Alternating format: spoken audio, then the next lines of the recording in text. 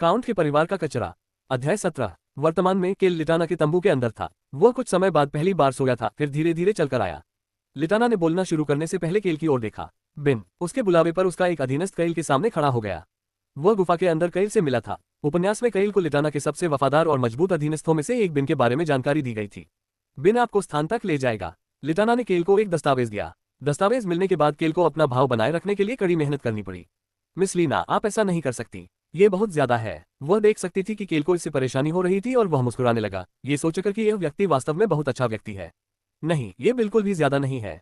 केल को जो दस्तावेज मिला था उस पर लिटाना का नाम और अंगूठा लगा हुआ था। केल के हस्ताक्षर करते ही यह एक पूर्ण अनुबंध बन जाएगा। केल के हस्ताक्षर के स्थान के अलावा एक अन्य स्थान खाली रह गया था। भूमि का स्थान और आकार गायब था। लिटाना ने बोलना शुरू किया, अगर यह सेक्शन में किसी की निजी संपत्ति है तो ये जटिल है, लेकिन अगर ऐसा नहीं है तो मैं हर चीज का ख्याल रखूंगा, इसलिए जितना चाहो उतना ले लो। उसने जो कुछ भी कहा वह कैल को स्वर्गदूतों के गायन जैसा लगा। पैसे के आने की आवाज हमेशा सुंदर लगती थी। लिटाना एक उदार व्यक्ति थी। आप मुझे ऐसा अनुबंध कैसे दे सकते हैं? अगर मैं कहूं कि मुझे पूरी तटरेखा चाहिए या कुछ और, मुझे पता था कि तुम ऐसा ही कुछ कहोगे, लेकिन इससे कोई फर्क नहीं पड़ता। अगर तुम चाहो तो इसे ले लो। वह वास्तव में कृतज्ञता का यथासंभव सर्वोत्तम तरीके से भुगतान करने वाली थी। केल को एहसास हुआ कि लिटाना किसी प्रमुख या सलाहकार की बजाय बिन को उसके साथ क्यों भेज रही थी। मुझे लगता है कि वह मुझे वह सब कुछ देने की योजना बना रही है जो मैं चाहता हूँ। केल ने असहाय भाव प्रकट किया। मुझे लगता है कि बहुत ज्यादा जमीन होना बोझिल है। मुझे बस एक छोटी सी जगह चाहिए जहां मैं आराम कर सकूं जब भी मुझे जंगल देखने की इच्छा हो। इससे लिटाना को लगा कि वह इस बेहद अच्छे व्यक्ति का बदला कैसे चुका सकती है। केल ने अपने दल से मदद करने के लिए कहा होगा, क्योंकि उसके अधीनस्थ लोग सेक्शन 1 की बहाली में मदद करने के लिए सुबह जल्दी उठ गए थे। बेशक केल देर से उठा था और उसे नहीं पता था कि उसका दल क्या कर रहा है। मिस्टर केल, क्या मैं आपका पारिवारिक नाम जान सकता हूँ? केल को अचानक अपनी गर्दन के पिछले हिस्से में ठंडक महसूस हुई। उसे बुरा लग रहा था कि अगर उसने गलत कदम उठाया तो वह मुश्किल स्थिति में फंस सकता है। इसलिए उसने पलटकर जवाब दिया, मैं चुपचाप यहाँ से चले जाना चाहता हूँ। चलो कल जो हुआ उसे भूल जाएं और भविष्य की ओर देखें। आप वास्तव में मुझे अपना पैसा वापस करने का कोई रास्ता नहीं दे रहे हैं। केल की राय में उसे पैसे वापस देने की कोई जरूरत नहीं थी। वह जो कुछ भी दे सकती थी उसका मूल्य जादुई पत्थरों से ज्यादा नहीं था। वे निम्न या मध्यम श्रेणी के जादुई पत्थर नहीं थे, बल्कि उच्चतम श्रेणी के जादुई पत्थरों का एक समूह थे। वे सभी पहले से ही परिष्कृत थे। केल को नहीं पता था कि जंगल में इन सभी को किसने दफनाया था। हालांकि उपन्यास में बताया गया था कि सैकड़ों साल हो गए थे। इसका मतलब था कि इन जादुई पत्थरों का कोई मालिक नहीं था। लिटाना ने तंबू से बाहर देखा और चिल्लाने लगी, 10 ब्लैक पैंथर ग्रह, कृपया उसे अपने साथ ले जाओ। 10 लोग तुम्हारे लिए सबसे तेज रास्ता खोज लेंगे।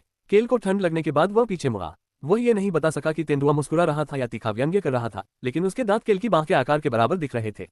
टेन आपको गाइड करने में खुश है मिस्टर केल, आप उस पर सवार हो सकते हैं। चूंकि यह मेरी सराहना का प्रतीक है, इसलिए कृपया कम से कम इतना तो स्वीकार करें। उद्धरण चिन्ह ... मैं करूंगा। ग्रह ब्लैक पैंथर कैल के पास ऐसे आया जैसे वह खुश हो। कैल एक तरफ हट गया। हालांकि कुछ ही देर बाद वह टेन की पीठ पर था। लिटाना आश्चर्यचकित थी। यह पहली बार है जब टेन ने मेरे अलावा किसी और के लिए झुककर बात की है।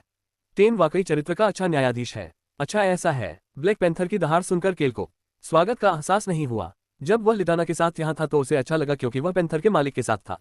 टेन पर अकेले बैठने पर उसे ऐसा लगा जैसे वह अपना चेहरा टाइगर की मांद में डाल रहा हो। युवा मास्टर केल, हम जल्द ही आपके पीछे आएंगे। रोजलिन के शब्दों पर केल ने अपना सिर हिलाया। यह मैं तुम पर छोड़ता हूँ। केल के साथ जाने वाले एकमात्र लोग लॉक, बेन और बीकरोक्स थे। बेशक ब्राउन हमेशा की तरह अदृश्य होकर उनका पीछा कर रहा था। कोई समस्या नहीं है। जब तक मिस्टर हंस और ऑन नहीं आ जाते हम मरम्मत में मदद करेंगे, फिर हम भी वहां चले जाएंगे।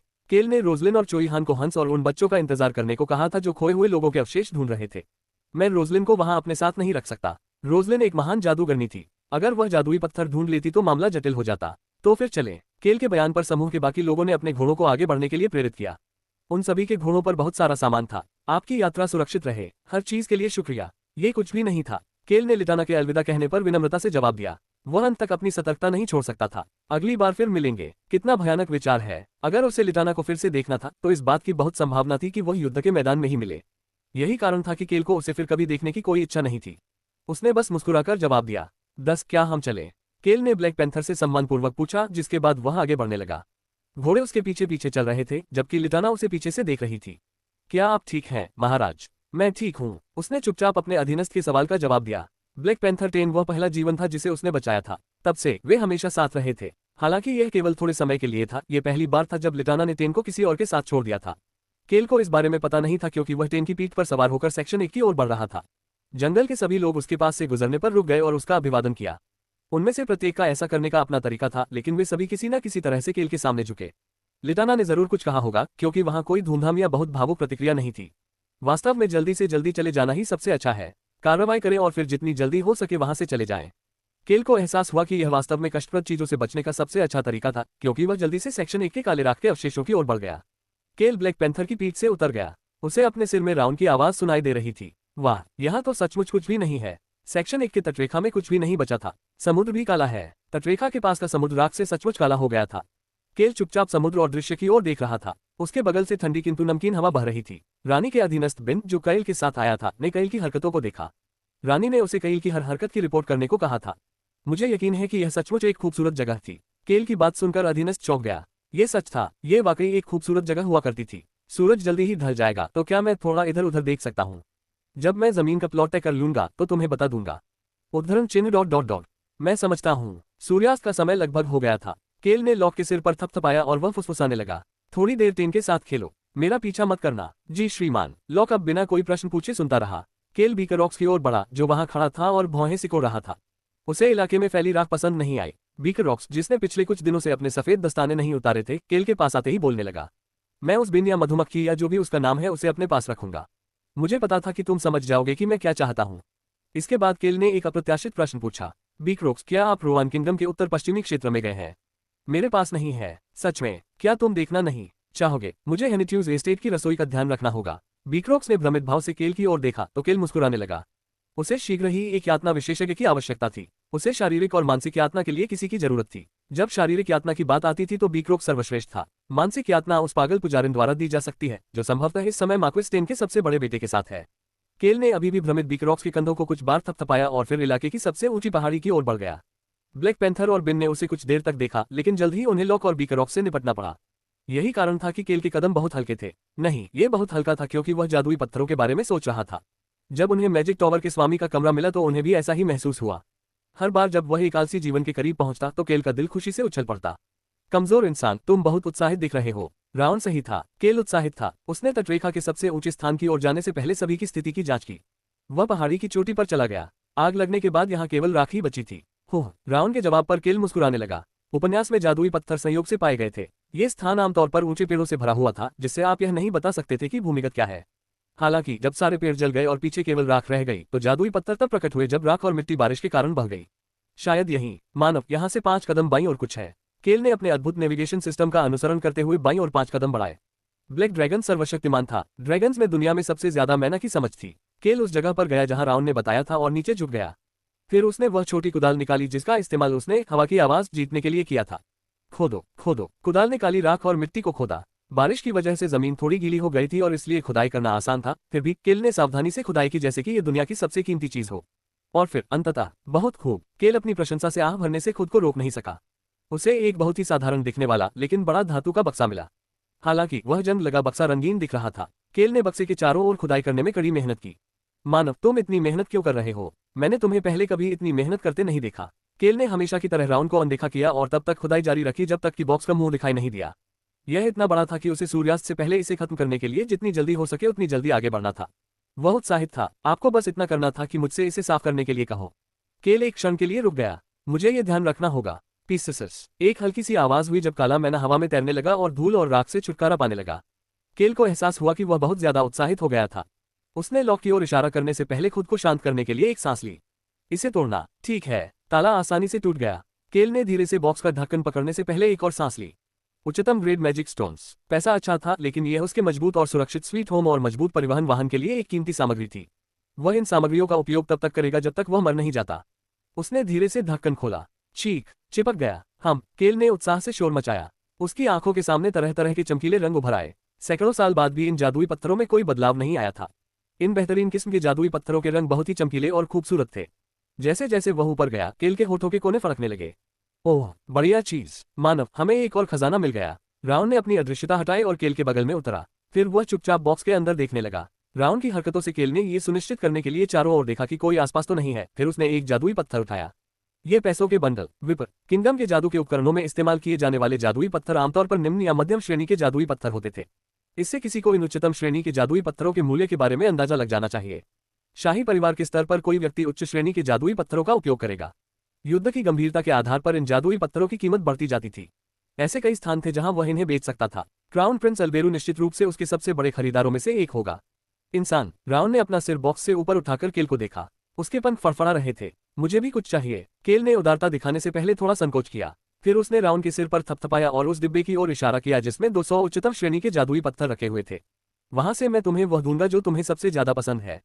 सचमुच शुक्रिया इंसान, तुम बहुत अच्छे इंसान हो। केल को यह देखकर खुशी हुई कि यह 4 वर्षीय बच्चा इन जादुई पत्थरों में से एक पाने के लिए उत्साहित था। तो इसे अपने स्थानिक आयाम में अच्छी तरह से छिपाओ, समझे? ठीक है, बीज और एक जादुई पत्थर मेरा है। जरूर जरूर। राउंड एक सच्चे ड्रैगन की तरह विवरण के साथ आगे बढ़ना सुनिश्चित कर रहा था। केल को आश्चर्य हुआ कि क्या ये राउंड दुनिया के लिए अभ्यस्त हो रहा था, क्योंकि उसने तटरेखा पर वापस जाने से पहले कुछ देर के लिए सूर्यास्त देखा। केल के पीछे अभी भी डूबता हुआ सूरज एक खूबसूरत छवि बना रहा था। उसने अपने चेहरे पर एक सौम्य मुस्कान लाते हुए पहाड़ी की ओर इशारा किया और बिन से बात करना शुरू कर दिया। मैं उस पहाड़ी की चोटी से सूर्यास्त को अच्छी तरह देख सकता हूँ। क्या मुझे वहां थोड़ी सी जमीन मिल सकती है? बिल्कुल। बिन को यह देखकर आश्चर्य हुआ कि कई जिस जमीन की मांग कर रहा था वह इतनी बड़ी थी कि उसमें एक छोटा सा विला बनाया जा सकता था। केल ने बोलना शुरू करते समय अनुबंध की अपनी प्रति अपने पास रख ली। मैं तब तक यही रहूंगा जब तक मेरे समूह के बाकी लोग यहाँ नहीं आ जाते। बिन, बीक्रोक्स और लॉक ने जल्दी से सामान उतार दिया और टेंट लगा दिया। केल इस स्थान पर दूसरों का इंतजार करने वाला था। एक हफ्ते बाद सभी लोग एक साथ इकट्ठे हुए। केल, जो तंबू की छाया में कुर्सी पर लेटा हुआ था, ने सबके इकट्ठा होते ही अपनी आंखें खोली। क्या हम वापस चले? डिप्टी बटलर हंस ये सोचे बिना नहीं रह सका कि केल हमेशा की तरह आगे बढ़ रहा था। उसे नहीं पता था कि जब केल ने कहा पीछे हटो तो उसका मतलब हेनिट्यूस क्षेत्र से था। क्या हम विपर किंगडम की ओर वापस जा रहे हैं? तो फिर मैं तुम्हें यहाँ आने के लिए क्यों कहूंगा? तो फिर हम वापस कहाँ जा रहे हैं? ये सिर्फ हंस की बात नहीं थी। बाकी लोग भी कैल के शांत व्यवहार से भ्रमित हो गए। हालांकि सिर्फ एक व्यक्ति, कैल को विदाई देने वाला एकमात्र व्यक्ति, बिन, चुपचाप सुन रहा था। केल कुर्सी पर बैठ गया और एक स्थान की ओर इशारा किया। समूह देख सकता था कि वह समुद्र की ओर इशारा कर रहा था। ओह, शायद। रोजलिन ने सवालिया निगाहों से कैल की ओर देखा। कैल ने बोलना शुरू किया और सभी उसकी ओर देखने लगे। ये समुद्र है। उस पल में उसने दूर से एक हॉर्न की आवाज सुनी। एक जहाज समूह की ओर बढ़ रहा था। वे जहाज से परिचित थे क्योंकि यह वही जहाज था जिस पर सवार होकर वे विपर किंगडम पहुंचे थे। क्या आप अभी निकल रहे हो? हाँ, हर चीज के लिए धन्यवाद। केल और बिन एक दूसरे से सहजता से बातें करते रहे। वह जहाज को देख रहे लोगों के समूह के पास से गुजरा और किनारे की ओर बढ़ गया। युवा मास्टर निम तेजी से आगे बढ़ते जहाज के आगे बिलोस था जो कैल की ओर हाथ हिला रहा था। कैल ने उत्साहित बिलोस को देखकर मुस्कुराया और बदले में एक जादुई थैला हिलाया। जैसे ही जहाज किनारे पर रुका, बिल्लोस ने एक छोटी नाव ली और केल की ओर चल पड़ा। यहाँ, हाँ, बहुत बहुत धन्यवाद। बिल्लोस जादुई उपकरणों का दूसरा बैग पाकर बेहद खुश था। केल ने पलटकर समूह की ओर देखा जो सभी उसे ही देख रहे थे। चल दर। उसी समय उसने अपने सिर में एक क्रूर आवाज सुनी। मानव, क्या अब मेरा बदला लेने का समय आ गया है? ये राउंड था। केल ने अपना सिर हिलाया। वह नाव पर चढ़ गया और अपनी आंखें झपकाने से पहले ठंडी हवा का अनुभव किया। समुद्री हवा बहुत अच्छी थी। केल अपने गृहनगर हेनिट्यूस क्षेत्र की ओर वापस जा रहा था। वापसी पर स्वागत है। काउंट डेरूथ ने कैले का गर्मजोशी से स्वागत किया। कैले, जो डेरूथ को बताए बिना चुपचाप लौट आया था कि वह वापस आएगा, तुरंत अपने पिता को रिपोर्ट करने के लिए काउंट के कार्यालय की ओर चल पड़ा। आपने मेरी चिंता की, इसलिए मैं सुरक्षित लौट आया। ये देखकर अच्छा लगा कि आपको कोई चोट नहीं लगी है। डेरूथ ये देखकर आभारी और खुश था कि उसका बेटा उसे सबसे पहले ढूंढने आया था। हालांकि उसके चेहरे पर एक अजीब सा भाव था। उसकी नजर कैल के निचले बाएं हिस्से पर चली गई। हम, और यह कौन है? अभिवादन करना, केल ने स्पष्ट रूप से कहा और पूरे कार्यालय में तेज आवाज गूंज उठी। नमस्कार, आपसे मिलकर अच्छा लगा। ऐसा लग रहा था कि मुलर ने पिछले कुछ दिनों में अच्छा खाना खाया है तथा जब केल ने उसे टॉवर में पाया था तब की तुलना में वह काफी बेहतर दिख रहा था। मेरा नाम म्यूएले हॉर्न है। मैं हॉर्न परिवार का उत्तराधिकारी हूँ जो 200 से ज्यादा सालों से निर्माण और विकास में माहिर है। आप मुझे जो भी काम देंगे मैं उससे पूरी ईमानदारी से करूंगा। ये बहुत ही जोरदार परिचय था। डेरूथ उलझन में था। निर्माण, विकास। वह उलझन में अपने बेटे की ओर देखने लगा। उसी समय केल ने उससे आवाज लगाई। मेरे नाथ। केल ने डेरूथ को पिता नहीं कहा, न ही काउंट को। इस हरकत से डेरूथ भी गंभीर हो गया। केल अब डेरूथ को इलाके का स्वामी कहकर संबोधित कर रहा था। मैंने सुना है कि आप महल की दीवारों को मजबूत कर रहे थे। मुझे यकीन है कि आपके पास इसके लिए कोई कारण होगा। डेरूथ ने महल की दीवारों को उस समय से मजबूत करना शुरू कर दिया था जब केल राजधानी की ओर बढ़ रहा था। उसके बेटे के मुंह से इसका कारण निकला। मुझे विश्वास है कि आप उम्मीद करते हैं कि युद्धों का युग भी जल्द ही शुरू हो जाएगा, महाराज। केल ने देखा कि उसके पिता की आंखें धुंधली हो गई हैं। केल ने म्यूएले को अपने सामने धकेल दिया। यह आदमी उस परिवार का वंशज है जिसने मैजिक टॉवर का निर्माण किया था। केल ने डेरूथ को झिझकते हुए देखा। महल का सुदृढ़ीकरण, जादुई टॉवर। केल को पता था कि डेरूथ समझ गया है। पिता। केल ने अपने पिता डेरूथ से बात की। चलो एक बार कोशिश करके देखते हैं। क्या प्रयास करें? डेरूथ ने पूछा, हालांकि उसे पहले से ही इसका उत्तर पता था। केल को स्वाभाविक रूप से इस बात का एहसास था। पिताजी, आप किस बात से डरते हैं? डेरूथ अचानक पूछे गए सवाल का जवाब नहीं दे सका। हालांकि उसके बेटे ने थोड़ी देर बाद जवाब दिया, मुझे डर है कि हमें चोट लग जाएगी। डेरूथ की आंखें धुंधली हो गईं। ये वही बात थी जिस चीज से वह डरता था, वह उसके बेटे जैसी ही थी। चाहे वह कितना भी स्वार्थी क्यों न हो, डेरूथ को डर था कि उसके क्षेत्र और उसके परिवार को नुकसान पहुंचेगा। मुझे यकीन है कि आप जानते हैं कि पश्चिमी महाद्वीप की स्थिति किस तरह से बिगड़ने वाली है। ऐसा कोई तरीका नहीं था कि जिस कुलीन व्यक्ति ने अचानक महल की दीवारों को मजबूत करना शुरू कर दिया हो और नौसैनिक अड्डे में निवेश करना शुरू कर दिया हो, उसे इसकी जानकारी न हो। हेनेटियुस क्षेत्र 5वें खंड के अंत तक किसी भी युद्ध में शामिल नहीं हुआ। हालांकि इसकी कोई गारंटी नहीं थी कि यह वैसा ही रहेगा। मैं आपको बस इतना ही बताऊंगा। क्राउन प्रिंस ने मुझे विपर किंगडम में जिस कारण से भेजा था वह किसी चीज से संबंधित है। केल ने जानबूझकर ऐसा कहा क्योंकि ऐसा करने से डेरूथ को केल से इस बारे में और कुछ पूछने से रोका जा सकेगा। वह क्राउन प्रिंस से कुछ सवाल नहीं पूछेगा। केल ने डेरूथ से एक शब्द कहा, उत्तरवासी। डेरूथ और म्यूवेलर दोनों चौंके और केल की ओर देखने लगे। उत्तरवासियों ने एक गठबंधन बनाया है क्या? काउंट डेरूथ ने भौहें सिकोड़नी शुरू कर दी। केल ने डेरूथ की प्रतिक्रिया को समझा। पश्चिमी महाद्वीप की स्थिति के लिए यह महत्वपूर्ण था। उत्तर में 3 राज्य थे। पेरोल साम्राज्य सबसे दूर उत्तर में स्थित था। पेरोल साम्राज्य का संरक्षक शूरवीर अपने शूरवीरों की टुकड़ी को दक्षिण की उपजाऊ भूमि पर ले जाना चाहता था। डेरूथ ने अपना चेहरा रगड़ा और आह भरते हुए बुदबुदाने लगा। उद्धरण चिन्ह ... यह विपर किंगडम या मोगोरू साम्राज्य नहीं है। केल अंदर से प्रशंसा से भरा हुआ था। हालांकि उनका क्षेत्र कोने में स्थित था। डेरूथ को विपर किंगडम के बारे में पता था, साथ ही मोगोरू साम्राज्य की नियंत्रण टॉवर बनने की इच्छा भी थी। साम्राज्य नियंत्रण टॉवर क्यों बनना चाहेगा? ऐसा इसलिए था क्योंकि पूर्व और उत्तर बदल रहे थे। कई उत्तरी लोग घाटी को कैसे पार करेंगे? वहां अंधेरे का जंगल भी है। 5 निश्चित क्षेत्रों में से सिर्फ एक ऐसा था जो पूरी तरह रहस्य नहीं था। हालांकि उस क्षेत्र के आकार के कारण वहां बड़ी संख्या में लोगों का जाना लगभग असंभव था, इसलिए लोगों ने इसे निश्चित क्षेत्रों की सूची में शामिल कर लिया। मौत की खाई। जैसा कि नाम से ही पता चलता है, ये घाटी, जो महाद्वीप की सबसे खतरनाक घाटी थी, महाद्वीप के उत्तरी और मध्य क्षेत्रों के बीच विभाजन रेखा बन गई। उस रेखा के अंत में अंधेरे का जंगल था। यही कारण था कि उत्तरी क्षेत्रों के लिए मध्य क्षेत्र में आना मुश्किल था। हालांकि केल साम्राज्य और यहाँ तक कि युवराज अलबरू भी एक अलग विधि के बारे में जानते थे। पिताजी, यहाँ केवल जमीन ही नहीं बल्कि और भी रास्ते हैं। उसी समय उसने एक आवाज सुनी, उद्धरण चिन्ह ... जहाज। यह म्यूवेलर था। बौने और चूहे की नस्ल के इस व्यक्ति ने पीला भाव लिए हुए जल्दी से अपना बैग उतार लिया। बैग से कागज के 2 रोल बाहर निकले हुए थे। एक महल का खाका था, दूसरा जहाज का। केल ने उस अस्त-व्यस्त 30 वर्षीय युवक की ओर सिर हिलाया जो केल और अखबार के बीच बार बार देख रहा था। हाँ, जहाज एक विकल्प है। सांस। डेरूथ ने गहरी सांस ली और अपने दफ्तर के सोफे पर बैठ गया। केल दूसरी तरफ जाकर बैठ गया। लेकिन जहाज ही एकमात्र तरीका नहीं है। केल को कुछ ऐसी बात पता थी जिसके बारे में न तो उसके पिता को पता था और न ही युवराज को। अन्य 2 राज्य पेरुन साम्राज्य के साथ क्यों गठबंधन करेंगे? जमे हुए साम्राज्य के संरक्षक नाइट ने मार्शल आर्ट में कौशल पर जोर दिया था, जो किंवदंतियों से कुछ वास्तविकता मिलाया था। एक वाइवन नाइट ब्रिगेड। उन्होंने आकाश पर प्रभुत्व स्थापित करने का रास्ता खोज लिया था। इस ब्रिगेड ने उन्हें मौत की घाटी और अंधेरे के जंगल दोनों को बिना किसी समस्या के पार करने का एक तरीका दिया। लंबी दूरी के उत्तोलन जादू के अलावा, जिसे रोजलिन या राउंड के स्तर का कोई व्यक्ति इस्तेमाल कर सकता था, ये सबसे अच्छा था जो आप पा सकते थे। उस क्षण से तीनों राज्य चुपके से समुद्र पर अपना प्रभुत्व जमाने के लिए जहाज बनाने लगते हैं। वे पिछले 5 सालों से ऐसा कर रहे थे। ये सब 2 साल से भी कम समय में पूरा होने वाला था।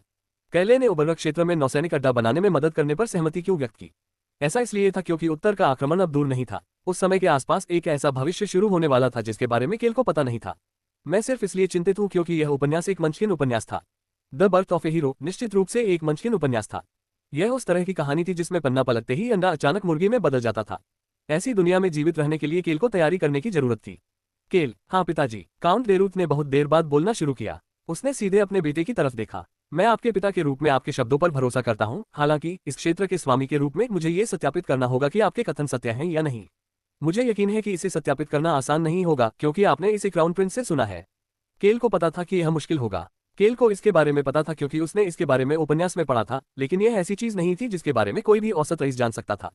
फिर भी डेरूथ इसे समझने की पूरी कोशिश करेगा। मैं इसे जल्द से जल्द सत्यापित करने की कोशिश करूंगा। अगर आपके पिता के पास कोई जानकारी प्राप्त करने के लिए जरूरी जानकारी नहीं है, तो मैं आपकी बातों पर भरोसा करना पसंद करूंगा।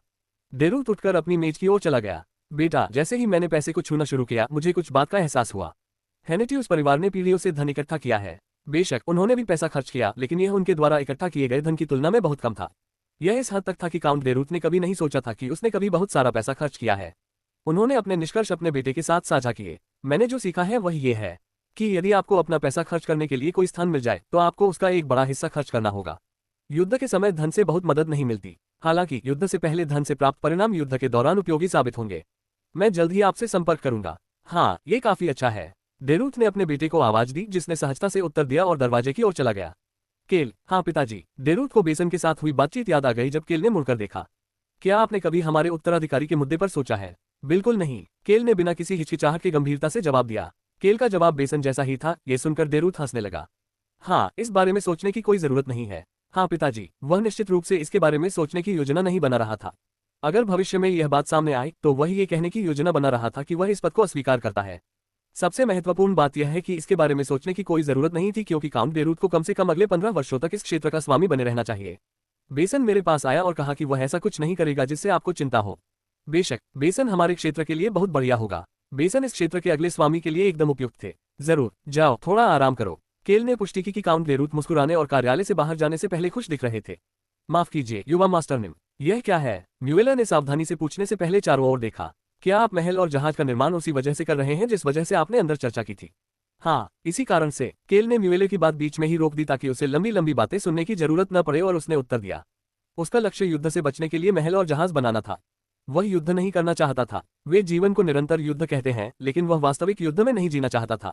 इसे ऐसे समझो कि तुम हमें मरने से बचाने के लिए एक डोमेन बना रहे हो। मुलर की आंखें जटिल हो गईं। केल ने मुलर के गले में एक उपहार रख दिया। यह एक स्वर्ण हार था। फिर तुम इस तरह के और भी उपहार पाने के लिए जीवित रहोगे। मैं हम सबको मरने से बचाने के लिए निश्चित रूप से एक सुरक्षित स्थान बनाऊंगा। मुलर का चेहरा सबसे ज्यादा पीला तब लगा जब वह कैल के सामने था, और भी ज्यादा पीला तब लगा जब वह बिल्ली के बच्चों या ड्रैगन के आसपास था।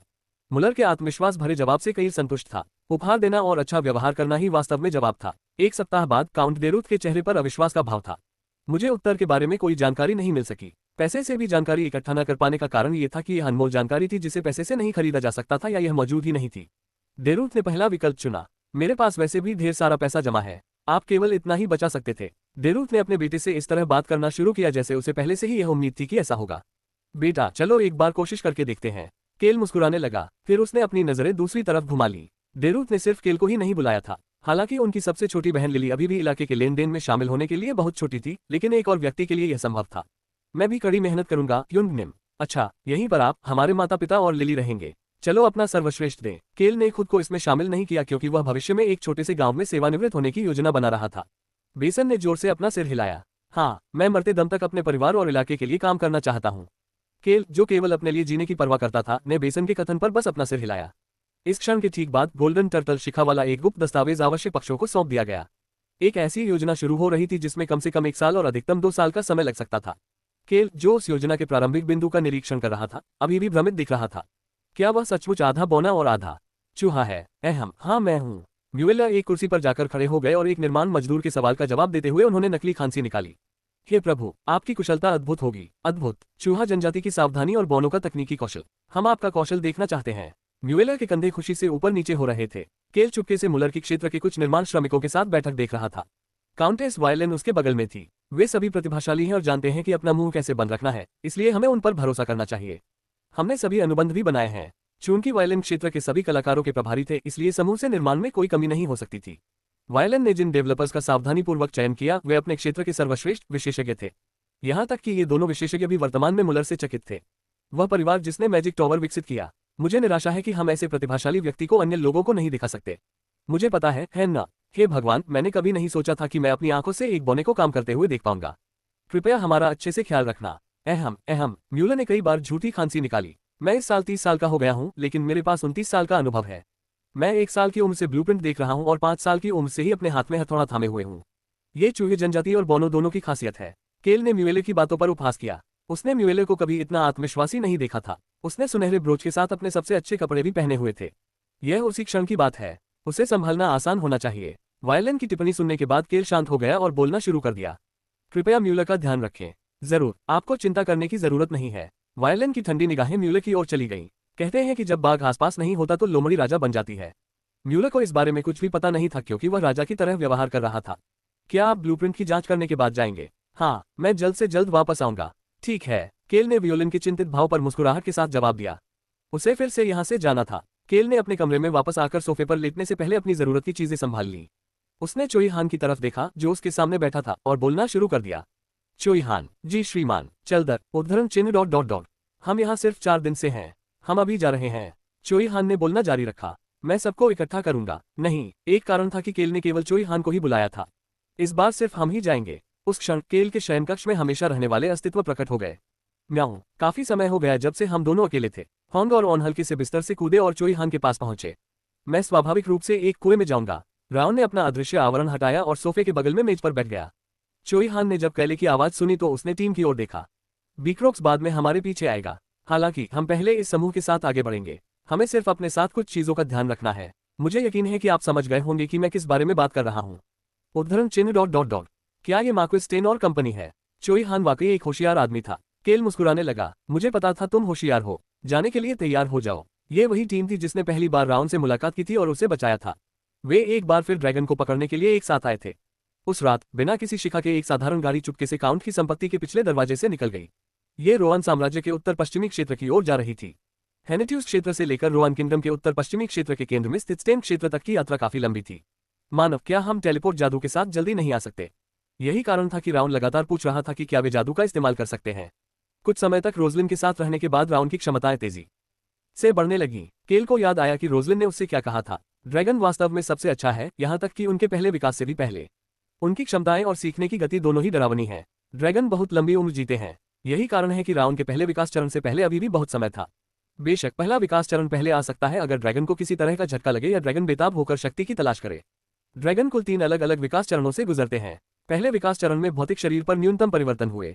दूसरे और तीसरे विकास चरण में उनके शरीर में विस्फोटक वृद्धि हुई, जिससे वे तीसरे विकास चरण के बाद 20 मीटर लंबे वयस्क ड्रैगन बन गए। दूसरी ओर पहला विकास चरण ड्रैगन के आंतरिक पहलुओं पर केंद्रित है। इसे दूसरे और तीसरे विकास चरण की नींव रखने वाला माना जा सकता है। केल ने राउन की ओर देखा, जो साधारण लेकिन काफी बड़ी गाड़ी के किनारे बड़े गोलाकार कांच के अंडे को घुमा रहा था। केल की निगाह ने राउन को एक बार फिर चिल्लाने पर मजबूर कर दिया, मानव, टेलीपोर्ट करो, हमें इंतजार करना होगा, भले ही हम वहां अभी पहुंच जाएं। केल के उदासीन उत्तर ने राउन को अपनी नाक सिकोड़ने पर मजबूर कर दिया और फिर कांच के अंडे के अंदर बीज पर ध्यान केंद्रित किया। ये कांच का अंडा और बीज था जो उन्हें मैजिक टॉवर में मिला था। राउन ने केवल बीज के करीब पहुंचने के लिए कांच के अंडे के आकार को कम करने के लिए जादू का इस्तेमाल किया। वह इसे विकसित करने और इसका निरीक्षण करने के लिए कड़ी मेहनत कर रहा था। लेकिन केल, जो राउन के उगते ही बीज को उससे छीन लेने के बारे में सोच रहा था, चोई हान की ओर मुड़ा, जिसने उसे आवाज लगाई। क्या ये योजना वास्तव में स्टैन क्षेत्र में संभव है? चोई हान को भी पिछले कुछ दिनों से राउन की बदला लेने की योजनाएं लोरी की तरह सुननी पड़ रही थी। हालांकि वह सिर्फ 4 साल का था, लेकिन ड्रैगन ने हिरासत, हिंसा और यातना जैसे क्रूर शब्दों का इस्तेमाल किया। हालांकि ये सब वे बातें थीं जो राउन ने अपने जीवन के पहले 4 वर्षों में अनुभव की थीं। क्यों तुम्हें ये योजना पसंद नहीं आई? कैले का सवाल सुनकर राउन ने जल्दी से अपना सिर घुमाकर चोई हान की तरफ देखा। हालांकि चोई हान के मुंह से जो जवाब निकला वह सरल था, नहीं, मुझे लगता है कि योजना पास करने लायक है। मैं बस सोच रहा हूं कि हम मार्क्वेस स्टेन और वेनियन स्टेन से कैसे निपट सकते हैं। ये सुनकर कि उसकी योजना ठीक है, राउन भौंचक्कर रह गया। केल को नहीं पता था कि राउन इस बारे में नए विचार सोच रहा था कि इसे और अधिक नाटकीय कैसे बनाया जाए, क्योंकि वह बोलना शुरू कर रहा था।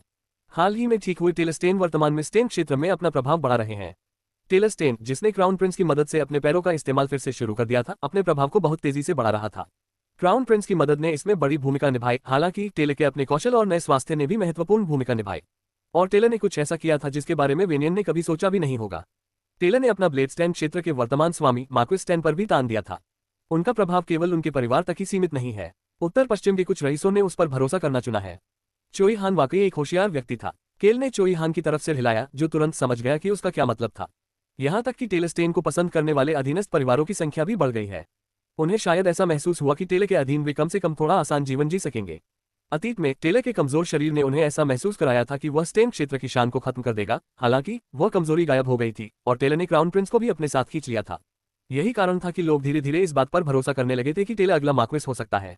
बेशक केल को ज्यादा जानकारी नहीं थी। उसने पागल पुजारिन केज या टेले से कुछ समय तक संपर्क नहीं किया था।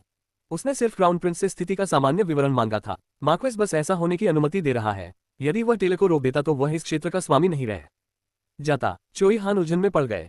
केल ने समझाना शुरू किया कि कैसे मार्क्वेस का परिवार क्रूर और ठंडा लेकिन कुशल के रूप में जाना जाने लगा। स्टेन परिवार का आदर्श वाक्य है, सबसे योग्य का अस्तित्व। उनका मानना है कि उत्तराधिकारी सबसे मजबूत बच्चा होना चाहिए। एक बार जब वे आधिकारिक रूप से उत्तराधिकारी बन जाते हैं तो उन्हें अपने भाई बहनों को मारना होगा। स्टेन परिवार के लिए ताकत का मतलब शारीरिक ताकत या बुद्धिमत्ता नहीं था। सबसे मजबूत वह था जो बच गया। मार्क्वेस ने कुछ नहीं किया था, तब भी जब वेनियन ने उसके भाई के पैर नष्ट कर दिए थे। मार्क्वेस उस मजबूत उम्मीदवार को सिर्फ इसलिए मार रहा है क्योंकि वह मजबूत है, जबकि टेलस्टेन ने उसे मारने के लिए सार्वजनिक रूप से कुछ नहीं किया है। मार्क्वेस केवल बैठकर देख सकता था कि वह कैसे अपना प्रभाव बढ़ा रहा है। बेशक वह अभी भी चुपके से वेनियन की मदद करेगा, हालांकि वह बहुत ज्यादा नहीं कर सकता था क्योंकि ऐसा करना परिवार के नियमों के खिलाफ होगा। उद्धरण चिन्ह ...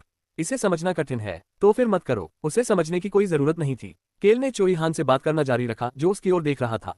हमें बस वही करना है जो हमें करना है। हमें क्या करना होगा? होंग, जो राउन के बगल में था, अचानक चिल्लाया। अपहरण। केल ने जल्दी से अपनी बात आगे बढ़ा दी, जिसके बाद चोई हान ने अपना सिर हिलाया, जो ऐसे क्रूर तरीकों के बारे में कुछ नहीं सोचता था। हमें पहले तैयारी करनी होगी। तैयार करना? हाँ, हमें एक स्थान और किसी की मदद चाहिए। वह व्यक्ति कौन है? कोई ऐसा जिसे आप भी जानते हो। चोई हान उन रईसों के बारे में सोचने लगा जो राजधानी में थे जब केल ने आतंकी घटना को रोका था। उसे याद आया कि टेलस्टेन भी वहां था। क्या केल टेलस्टेन के बारे में बात कर रहा था? उसी समय केल के मुंह से एक बिल्कुल अप्रत्याशित नाम निकला। ओडेस फ्लिन। उद्धरण चिन्ह ... कौन? यह एक विदेशी लेकिन जाना पहचाना नाम था। चोई हान को तब वह पल याद आया जब वह पहली बार लॉक से मिला था, साथ ही उस व्यापारी को भी जिसने उसे काम पर रखा था। व्यापारी, हाँ, हमें उससे मिलना है। ओडेस फ्लिंट बिलोस का चाचा और वह व्यक्ति जिसने फ्लिंट मर्चेंट गिल्ड के उत्तराधिकारी पद को छोड़ दिया था। वह भी गुप्त रूप से नॉर्थ वेस्ट के अंडरवर्ल्ड को नियंत्रित करने वाला व्यक्ति भी था। चोई हान और अन्य लोगों के लिए वह सिर्फ एक अच्छा इंसान था जो लॉक और ब्लू वुल्फ जनजाति का ख्याल रखता था। केल पहले उस अच्छे इंसान से मिलने जा रहा था, इससे उनके साथ अच्छी चीजें घटित होंगी। हालांकि हम उनके साथ इतने लंबे समय तक काम नहीं करेंगे। चोई हान ने कैल की मुस्कान देखकर चुप हो गया। चोई हान ने सीख लिया था कि जब कैल के चेहरे पर ऐसी कुटिल मुस्कान हो तो चुपचाप उसका पीछा करना ही सबसे अच्छा है। साधारण गाड़ी जो देखने में उस प्रकार की थी जैसे कि एक थोड़ा अमीर किसान इस्तेमाल करता था, धीरे धीरे उत्तर पूर्वी क्षेत्र को छोड़कर रोहन साम्राज्य के उत्तर पश्चिमी क्षेत्र में प्रवेश कर गई। डिंग डिंग, हवा खिड़की पर हल्के से दस्तक दे रही थी। यह आश्चर्यजनक रूप से तेज हवा वाली रात थी। वह आदमी जिसका काम सिर्फ रात होने पर ही शुरू होता था, हमेशा की तरह आराम से अपने सोफे पर लेटा हुआ था। उसके चेहरे पर एक सौम्य मुस्कान थी जो वह बीच बीच में निकालता रहता था। मैं सचमुच उत्सुक हूँ। वह आदमी बहुत उत्सुक था कि क्या हो रहा है। उसने सोफे के आर्मरेस्ट पर थपथपाया। टैप टैप टैप, खिड़की पर दस्तक की आवाज के साथ साथ सरसराहट भी हुई। हवा तेज हो रही थी। जैसे ही उसने हवा की आवाज सुननी शुरू की, उसे खटखटाहट की आवाज सुनाई दी। दस्तक दस्तक दस्तक। वह जल्दी से सोफे से उठ गया। ओडेस फ्लिन ने चेहरे पर उज्ज्वल मुस्कान के साथ जल्दी से दरवाजा खोला। एगू, युवा मास्टर निम और चोई हान, मुझे आप दोनों से मिलने की उम्मीद नहीं थी। बिल्लोस का संदेश पाकर मैं बहुत हैरान रह गया। कमरे में प्रवेश करते ही केल को ओडियस से अनुकूल स्वागत मिला जिसकी उसे उम्मीद थी। चौंकने की कोई जरूरत नहीं है। केल ने इधर उधर देखा तक नहीं और उदासीनता से उत्तर देते हुए सोफे पर जाकर बैठ गया। ओडियस ने चुपचाप ये सब देखा और फिर अपनी नजर खुले दरवाजे पर घुमाई। चोई हान वहीं खड़ा था। मैं बाहर इंतजार करूंगा। चोई हान, तुम अंदर नहीं आ रहे हो? नहीं। चोई हान दरवाजे के सामने एक पहरेदार की तरह खड़ा था। दरवाजे के बाहर एक गलियारा था जिसके नीचे एक जोरदार बार था। ये स्टेन क्षेत्र में एक सराय की दूसरी मंजिल थी। ये स्थान जो रात और दिन दोनों समय लोगों से भरा रहता था, यहीं पर केल ने बिलोस से कहा था कि वह ओडेस को उससे मिलने के लिए सूचित करे। अगर आप थक जाए तो अंदर आ जाए। मैं करूंगा, ओडेस ने। कृपया अच्छी बातचीत करें। जरूर। ओडेस ने धीरे से दरवाजा बंद किया। कमरे में केल ही एकमात्र व्यक्ति था। ओडेस स्वाभाविक रूप से चला गया और केल के सामने बैठ गया। ओडेस, जो दरवाजा अपनी पीठ के बल पर बैठा था, आराम से केल से बातचीत करने लगा। युवा मास्टर निम, आपको दोबारा देखकर बहुत अच्छा लगा। वास्तव में, हाँ, मुझे कभी उम्मीद नहीं थी कि तुम मुझसे इस तरह मिलने आओगे। अच्छा ऐसा है, मुझे यकीन नहीं हुआ। बिलोस को भी नहीं पता था कि मैं कहाँ हूँ, तो तुम्हें कैसे पता चला कि मैं स्टेन के इलाके में हूँ? केल ने ओडियस के सवाल का तुरंत जवाब नहीं दिया, बल्कि वह सोफे से उठकर आगे की ओर झुक गया। फिर उसने ओडियस से नजरें मिलाईं, जो उसे ध्यान से देख रहा था, मानो वह उसे देख रहा हो। केल ऐसी बेकार की बातों में अपना समय बर्बाद नहीं करना चाहता था। ओडियस, मैं तुम्हें कुछ काम सौंपता हूँ। केल के शब्दों को सुनकर ओडियस मुस्कुराने लगा। तुम्हें वाकई इसके बारे में पता था? बिलोस एक बहुत ही डरावने व्यक्ति की सेवा कर रहा है। ओडियस की नजरें तेज हो गईं और उसने ऐसा कहा। केल को कैसे पता चला? क्या उसके पास इतनी सारी क्षमताएं थीं? हालांकि ओडियस ने इसके पीछे ज्यादा मतलब नहीं बताया। ओडियस के चेहरे पर आए परिवर्तन को देखकर केल के मन में एक विचार आया। वह सचमुच दूसरों से अलग है। बाकी सभी लोगों की तरह जिनकी गुप्त पहचान केल ने उजागर की थी, ओडियस को बिल्कुल भी आश्चर्य नहीं हुआ। उसने बस इसे अपनी उम्मीद से परे माना। अंडरवर्ल्ड के व्यापारी, जिसने अपने 60 साल के जीवन में लगभग सब कुछ अनुभव किया था, ने केल से एक प्रश्न पूछा। हम किस तरह के आयोग की बात कर रहे हैं? मुझे पता था कि तुमसे बात करना आसान होगा। केल बहुत सहज लग रहा था, मानो वह अपने ही बेडरूम में बैठा हो। ओडियस को केल के शांत व्यवहार पर यकीन नहीं हुआ, लेकिन उसने जल्दी से अपनी हंसी को बाहर आने से रोक लिया। क्या आप मार्क्विस स्टेन से छुटकारा नहीं पाना चाहते? इसके बजाय उसके चेहरे पर अनुकूल मुस्कान मजबूती से जमी हुई थी।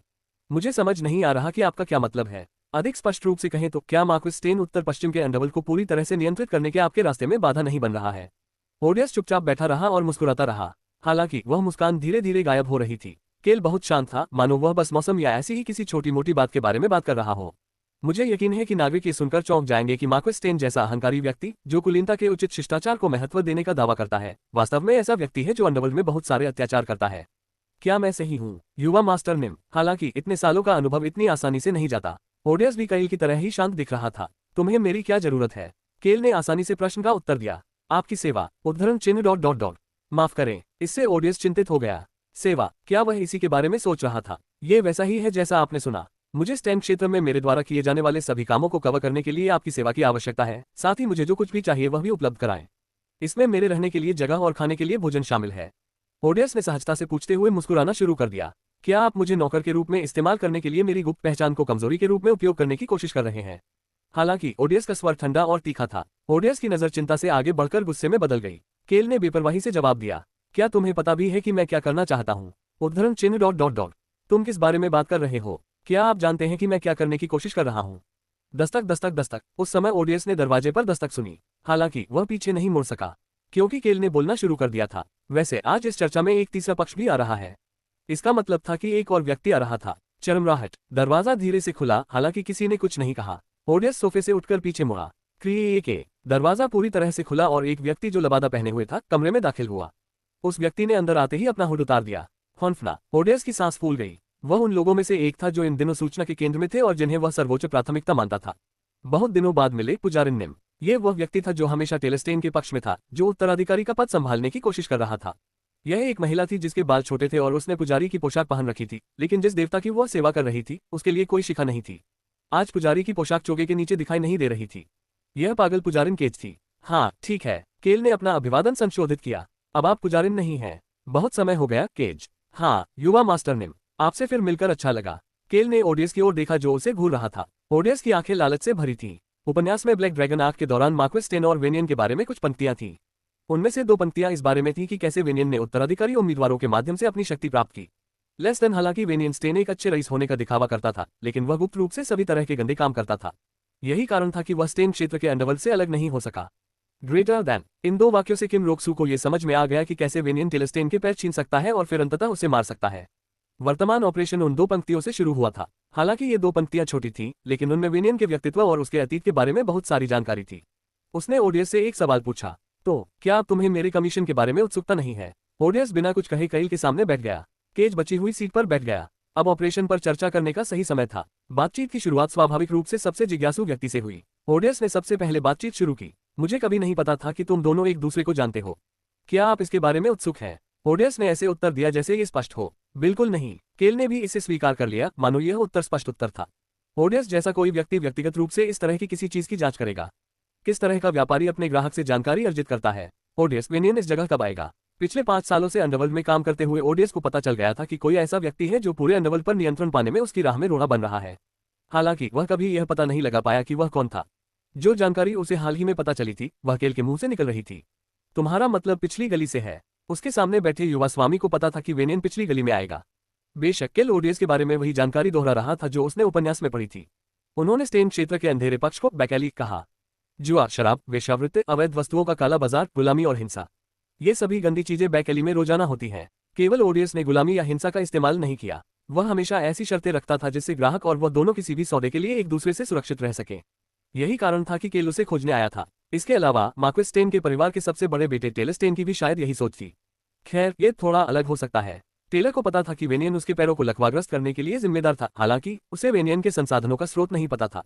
वेनियन चीजों के साथ कितना चतुर था, यह उसकी खूबियों में से एक थी। हालांकि टेलर को केल के माध्यम से सब कुछ पता चल गया और उन्होंने पाया कि यह जानकारी बहुत महत्वपूर्ण है। टेलर की इच्छा बहिष्कृत पुजारिन केज के माध्यम से पूरी हुई। युवा मास्टर, टेलर निम स्टेन क्षेत्र और उत्तर पश्चिम के सभी पक्षों को जानना चाहते हैं। केज और ओडियस ने आंख से आंख मिलाई। टेलर और केज ने केल से जानकारी सुनते ही ओडियस से उनका संपर्क करवाने के लिए कहा था। एक कुलीन व्यक्ति और उस क्षेत्र पर शासन करने वाले परिवार के सदस्य के रूप में युवा मास्टर टेलर स्टेन निम अंडरवर्ल्ड से नफरत करता है। मैं सहमत हूँ, मुझे भी इससे नफरत है। केल कह रहा था कि उसे ये सब नापसंद है, लेकिन ओडियस ने अपना सिर हिलाया। हाँ, एक कुलीन व्यक्ति जो नागरिकों को महत्व देता है उसे ऐसा ही महसूस करना चाहिए। क्या हेनिट्यूज क्षेत्र में कोई अंडरवर्ल्ड नहीं है? वह सही था। हालांकि हेनिट्यूज क्षेत्र में कुछ विद्रोही और गैंगस्टर थे, लेकिन वहां कोई अंडरवर्ल्ड या काला बाजार नहीं था। हालांकि काउंट डेरूट बहुत ही औसत दर्जे का व्यक्ति था, लेकिन वह नेक जीवन जीने के लिए समर्पित था। उसके पास जिम्मेदारी का एहसास था और उसके पास इतना पैसा था कि वह कभी भी ऐसा कुछ नहीं होने देता था। इसके अलावा उनका स्थान ऐसा था कि हेनिट्यूज क्षेत्र में इस तरह का बाजार विकसित करने की ज्यादा इच्छा नहीं थी। तो फिर युवा मास्टर टेलर निम शायद अंडरवर्ल्ड से छुटकारा पाना चाहते हैं। हाँ, केज के संक्षिप्त उत्तर पर ओडियस मुस्कुराने लगा। फिर वह केल की ओर देखने लगा। युवा मास्टर टेलर निम एक सच्चे कुलीन व्यक्ति प्रतीत होते हैं। अगला वाक्य सबसे महत्वपूर्ण था। वह अपनी न्याय भावना को खोना नहीं चाहता। उपन्यास में स्टेन परिवार के नष्ट होने के कई कारण थे। वे चोई हान से झगड़ते थे और एक भयानक स्थिति में फंस जाते थे।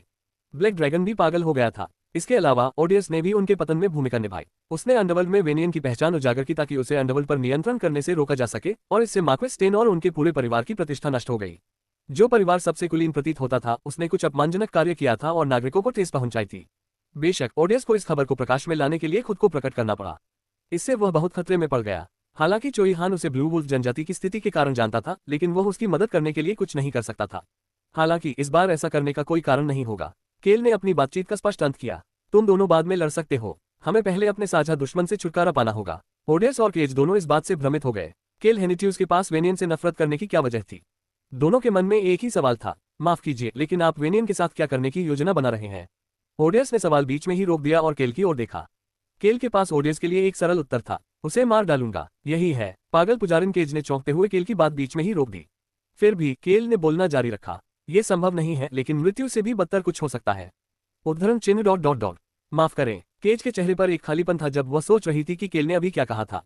क्या उसे मारने से भी बदतर कुछ हो सकता है? उसे ठंड लगने लगी और उसने कैले की ओर देखा। वह अभी भी शांत लग रहा था। हालांकि वह कैले के बारे में जानती थी, जिसने उन्हें पैसे उधार दिए थे और चुपके से उन्हें राजधानी में ले आया था और उनसे रहस्य की रक्षा के लिए मृत्यु की शपथ लेने के लिए कहा था। वह एक ऐसे व्यक्ति थे जिन्होंने अपना वचन निभाया। हाँ हाँ हाँ, ओडियस हंसने लगा और अपना सिर हिलाया। निस्संदेह ऐसी कई चीजें हैं जो मौत से भी बदतर हैं। हम, केज ने शोर मचाया और फिर बोलना शुरू कर दिया। तो फिर आप ऐसा कैसे करने की योजना बना रहे हैं? उसने देखा कि केल ने जवाब देने के बजाय अपना सिर घुमाया। वह ओडियस को देख रहा था। उसकी नजर से ओडियस को पता चल गया कि उसे केल के लिए क्या करना है। मैं युवा मास्टर निम की देखभाल कर लूंगा, इसलिए आपको चिंता करने की आवश्यकता नहीं है। ओडियस खुश था और इसके लिए केल की सेवा करने को तैयार था। उसके पास कोई विकल्प नहीं था। फिर मैं ओडियस की सहायता से इसका ध्यान रखूंगा। ऐसा इसलिए था क्योंकि केल ने कहा था कि ओडियस को वेनियन के साथ व्यक्तिगत रूप से कुछ भी करने की आवश्यकता नहीं होगी। खैर, यह मैं नहीं बल्कि ड्रैगन है।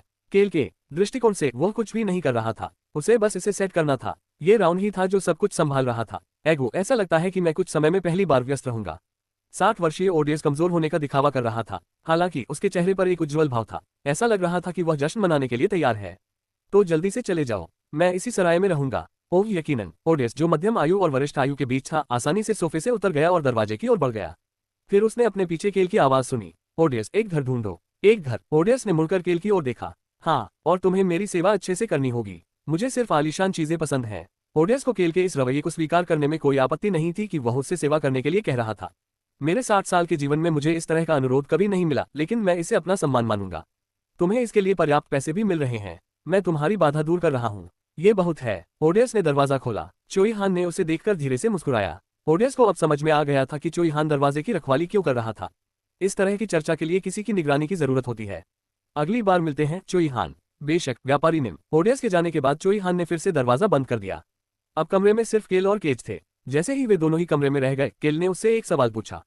पिंजरा। हाँ, युवा मास्टर निम। मैं वेनियन को क्यों नहीं मार सकता? केज ने तुरंत उत्तर दिया, जैसे कि उसे इस प्रश्न की उम्मीद थी। टेलर 2 दिन में अपने भाई बहनों को इसकी सूचना देगा। केल को ऐसा लग रहा था जैसे उसे पहले से ही पता था कि यह क्या होगा। क्या वह उनमें से किसी को नहीं मारेगा? उद्धरण चिन्ह डॉट डॉट डॉट। मुझे पता था कि तुम्हें पता चल जाएगा।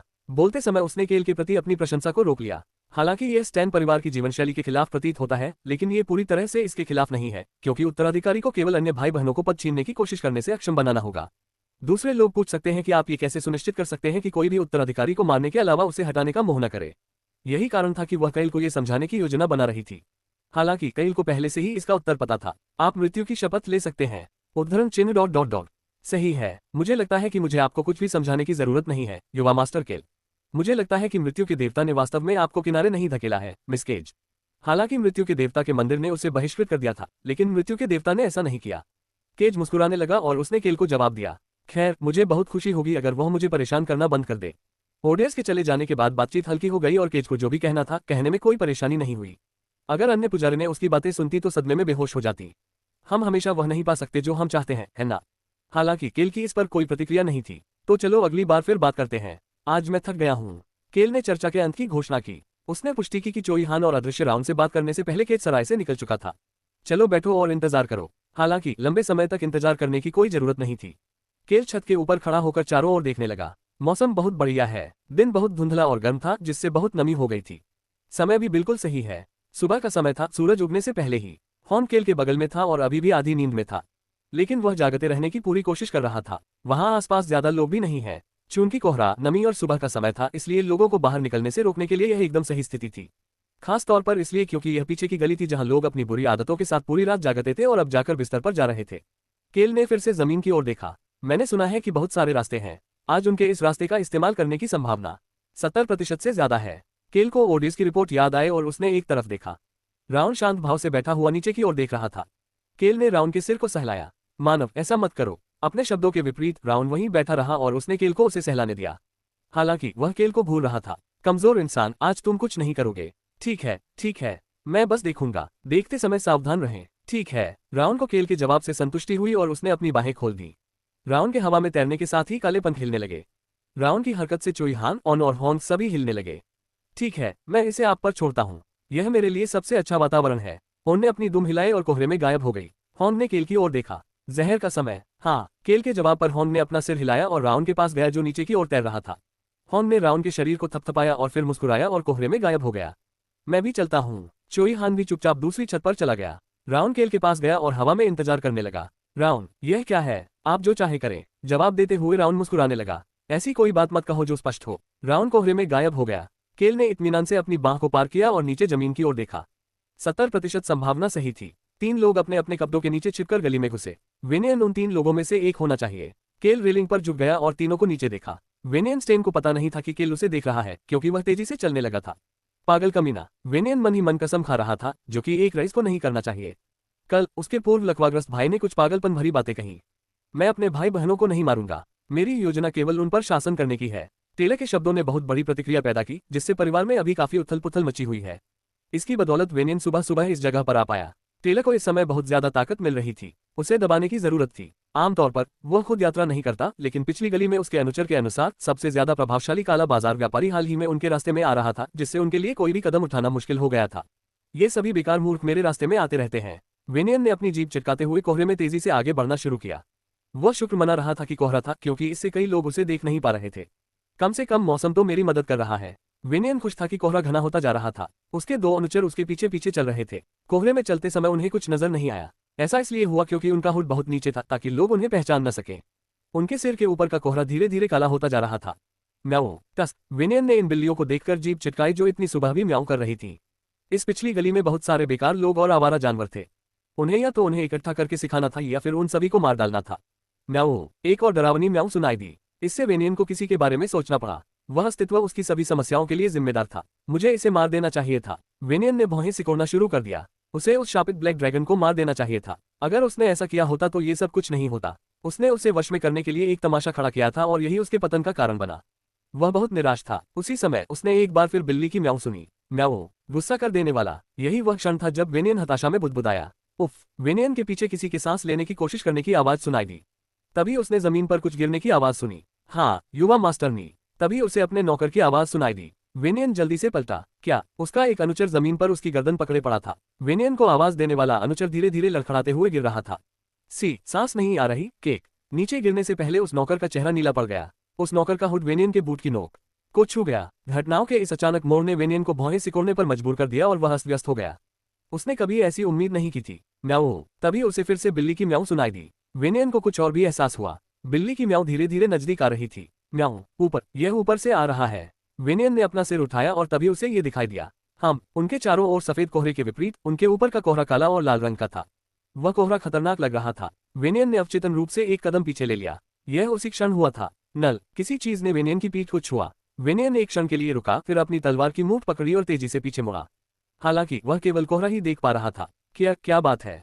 वह अवचेतन रूप से बोलने लगा। उसके पीछे उसके अनुचर कराह रहे थे।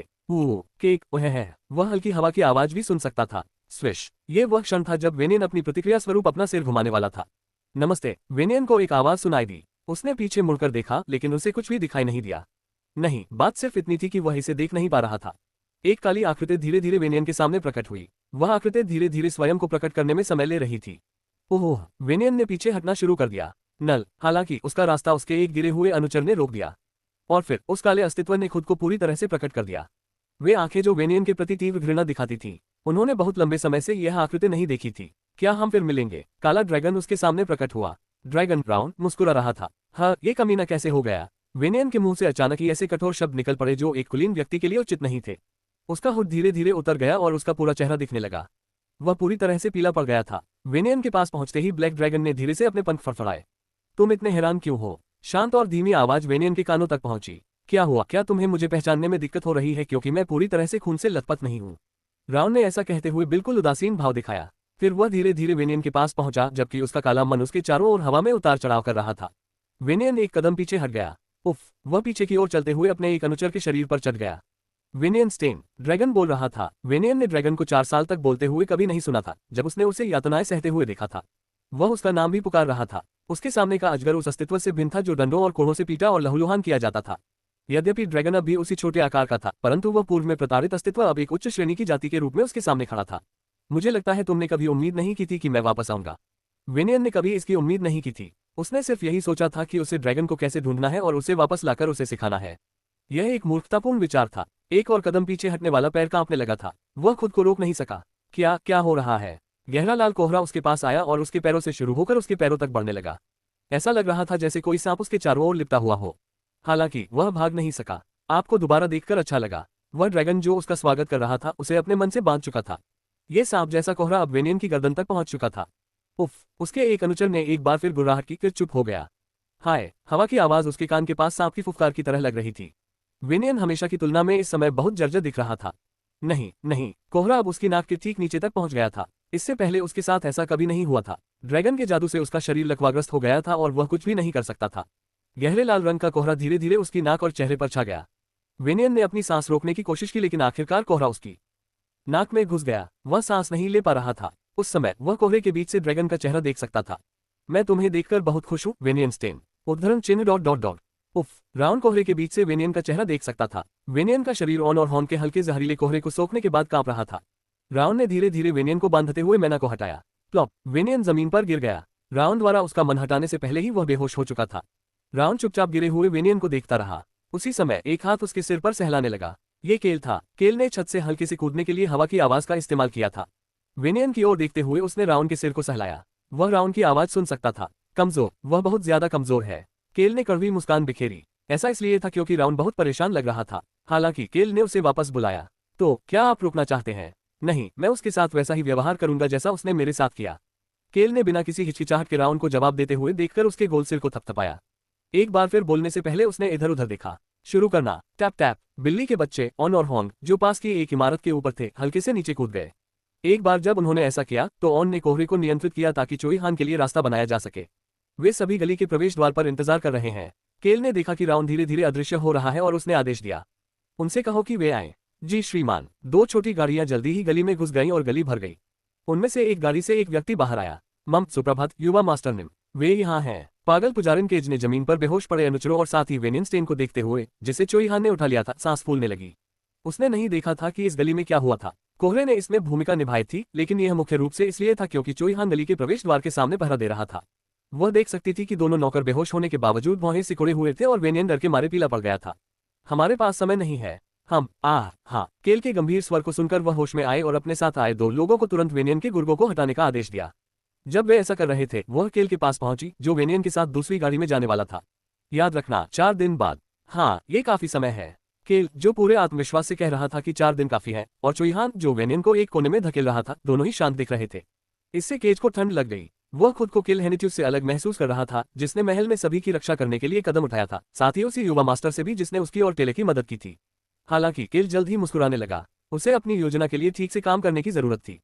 हाँ, मैं तुम पर भरोसा करूंगा। चूंकि तुमने तारीख तय की है, इसलिए कृपया इसे याद रखना, युवा मास्टर निम। 4 दिन। केल ने सोचा कि अगले 4 दिनों में क्या होगा, क्योंकि उसने चिंताओं से भरी इस पुजारिन को स्पष्ट जवाब दिया। हाँ, मेरे लिए भूलना असंभव है, इसलिए कृपया चिंता करना बंद करें। बिल्कुल। केल ने वेनियन की ओर देखा और बोलना जारी रखा। हर दिन 1 साल जैसा लगेगा, इसलिए वह निश्चित रूप से इसे नहीं भूल पाएंगे। फिर वह केज की ओर मुड़ा और अलविदा कहा। तो फिर हम अब चलेंगे। हाँ, वह कभी नहीं भूल पाएगी कि केल ने वेनियन को किस तरह घूरा था। ये बहुत डरावना था। वह गाड़ी को तब तक देखती रही जब तक वह गली से गायब नहीं हो गई। उद्धरण ... सब ठीक होना चाहिए, क्योंकि उसने उसे न मारने का वादा किया था। केल ने वेनियन को बिना मारे उसे सौंपने का वादा किया था। केज और टेलर ने उस पर भरोसा किया क्योंकि वह वादा तोड़ने वाला नहीं था और क्योंकि वही कारण था कि वे पहली बार ऐसी योजना बनाने में सक्षम थे। हमें उस पर भरोसा करना चाहिए क्योंकि हमने कहा था कि हम ऐसा करेंगे। केज ने अपना संकल्प पक्का कर लिया। उसे आज से ही तेजी से आगे बढ़ना होगा। सब लोग गाड़ी पर हैं। हाँ मैम, तो फिर चलें। उसकी गाड़ी भी गली से निकल गई। वह केल की गाड़ी के विपरीत दिशा में जा रही थी। केल की गाड़ी स्टैंड क्षेत्र के लॉर्ड्स कैसल के सामने जा रही थी। ये काफी आलीशान क्षेत्र की ओर जा रही थी जहां अमीर, कुलीन और शूरवीर रहते थे। सड़कें साफ थीं और सभी इमारतें आकर्षक दिख रही थीं। Click click. सुबह सुबह कोहरे के बीच चलती गाड़ी एक घर के सामने रुकी। गेट धीरे से खुला। चरम राइट खटपट। जैसे ही मजबूत लोहे के गेट खुले, गाड़ी निवास के पीछे की ओर चली गई।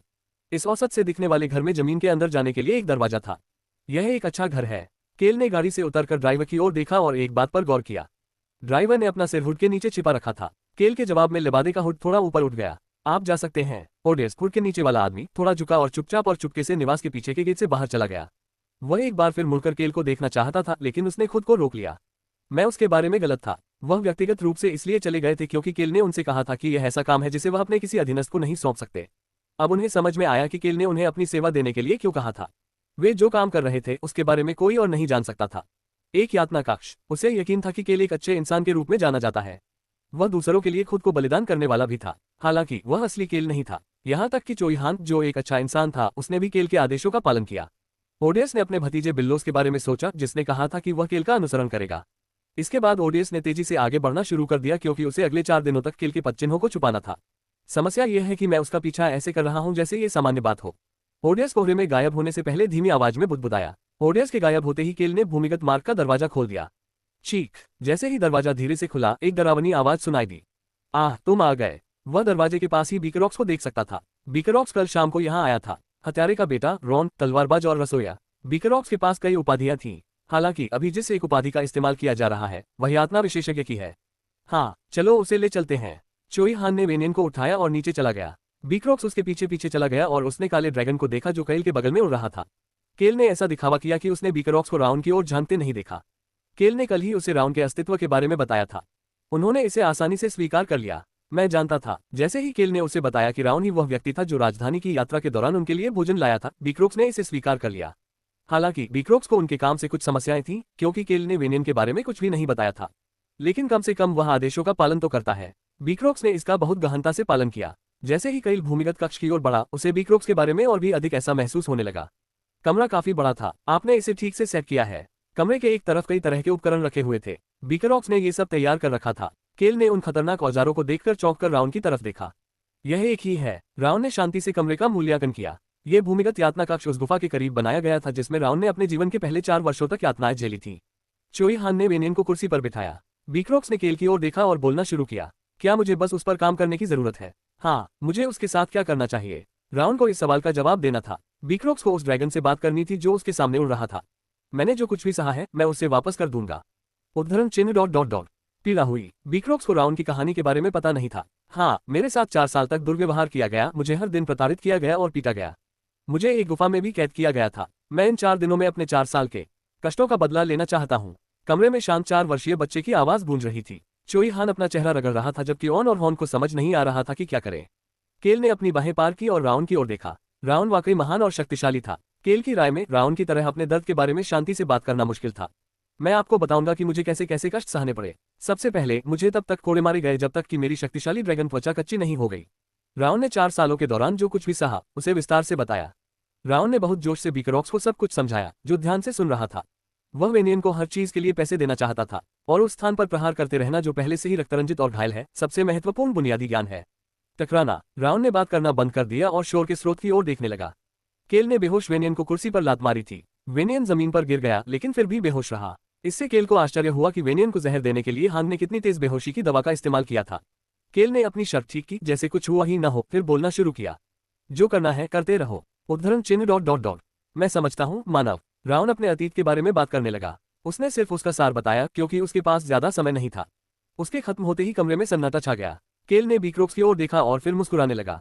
बीकरॉक्स ने अपनी जेब से एक जोड़ी सफेद दस्ताने निकाले थे। वह हमेशा इन दस्ताने को पहनता था ताकि वह गंदा न हो जाए। लगता है बहुत खून बहेगा। फिर उसने सफेद दस्ताने की एक और जोड़ी निकाली और उसे पहली जोड़ी के ऊपर पहन लिया। केल ने कभी भी बीकरॉक्स को 2 जोड़ी दस्ताने पहने हुए नहीं देखा था और न ही पढ़ा था। बीकरॉक्स, जी श्रीमान। बीकरॉक्स ने केल की ओर देखा और उसे बुलाया।